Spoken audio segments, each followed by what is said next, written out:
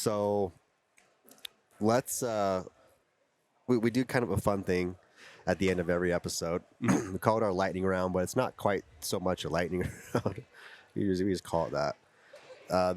We ask the same two questions. Question number one. Okay, so MTN.TOP transfer 129 shows up at the dealer. JT goes and picks it up. He gets his bike. Okay, they're both clean, naked, nothing on that thing.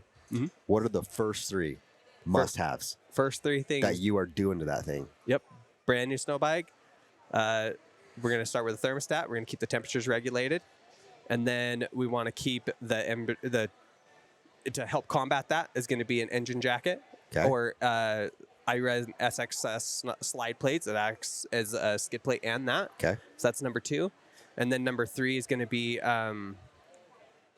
just draw a blank. Thermostat, engine, snow shed, and then intake. We're going to keep the intake and customize it a little bit more like a snowmobile, keep the snow out.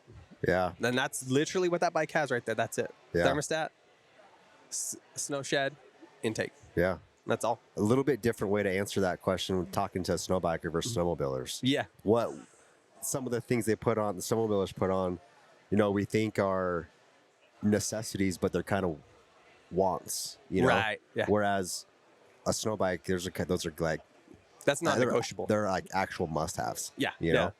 So that's a non-negotiable for me. If you build a bike from me, it will have all 3 of those and a temp gauge on the thermostat, so you're actually seeing it. Yeah.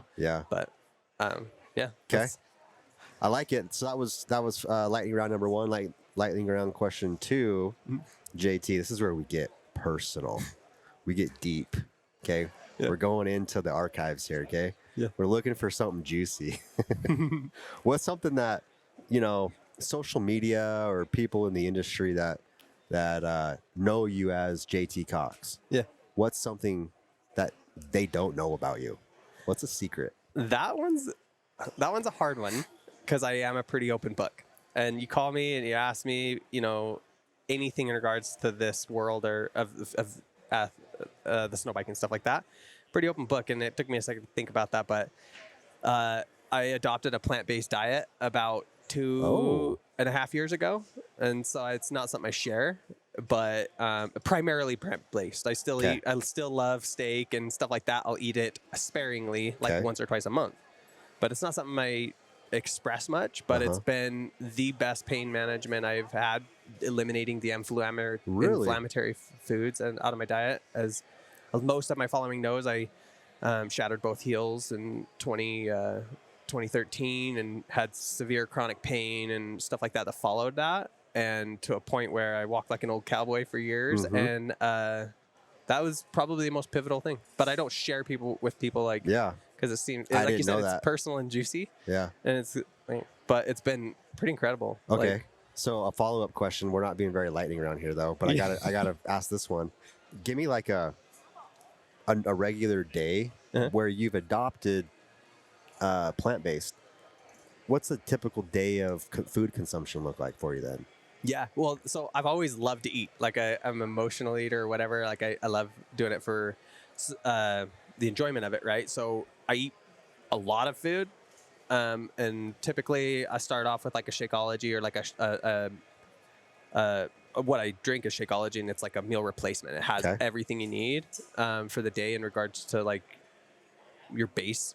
So I start the day off with that, and with and then I eat lots of like beans and lentils and that sort of thing for lunch. And then usually Steph and I will, make a good, healthy dinner, again, based around like, I eat a lot of carbs and that, like potatoes, obviously. Potatoes being at home too. I integrate a lot in. Yeah. But yeah, no, it's just kind of working around. And you've done this for how long? Sorry. I started it in 2020. Yeah, so life was already like. So this is like, you don't even think twice about doing this now. This is just the way life is for you. Yeah, it was pretty pivotal. Like, again, coming from a place of like meat and potatoes literally is like your main part of your diet. And for 2020, everybody's lives were going to change, right? Me and Steph adopted it together. And so our whole household, like, it was really easy to just change it. And then it was fun. It was something we were doing at home, and we were eating foods we'd never eaten before. Oh, like yeah. mixing these types of vegetables and stuff like that. So it's pretty exciting exciting for that time, Yeah. right? We're stuck at home and whatnot. And so then it like, okay, like life got back to normal, and then that was my new normal, for lack of a better word. But again, I still love a steak and stuff like that, but this just flipped the nutritional pyramid upside down, I guess. Yeah. Cool. Well, thanks for sharing that. Yeah. Now we know. Yeah. Okay, so JT Cox, where can people go follow you? What channels are you on? What do you have? What other, what else do you have going on in the space that people can go engage and learn from you? Thanks. Yeah, Instagram's my main platform I use. So that's Justin Cox 205. And then I kept it simple all the way through. So Facebook and TikTok are both Justin Cox 205. Mm-hmm. I haven't been engaging with them as much, but we'll get back into it. It seems like I always ramp up again back in the winter. Yep. And then Relentless Riders on YouTube. Again, we'll have to expand a little bit more next winter, but primarily Instagram, Justin Cox 205. Okay. Awesome. All right. Hey, thanks for hanging out with us today. Once again, we're at the Utah Snowmobile Show in Sandy, Utah. And there's people roaming around all over the place. People are excited for the snow. Probably going to be dropping snow here, hopefully in a couple weeks. If it's anything like last year, fingers crossed. Yeah, it was incredible. And we'll all be out on the mountain somewhere. Yes, so, sir. All right. Thanks, guys. Okay. Yeah, cheers.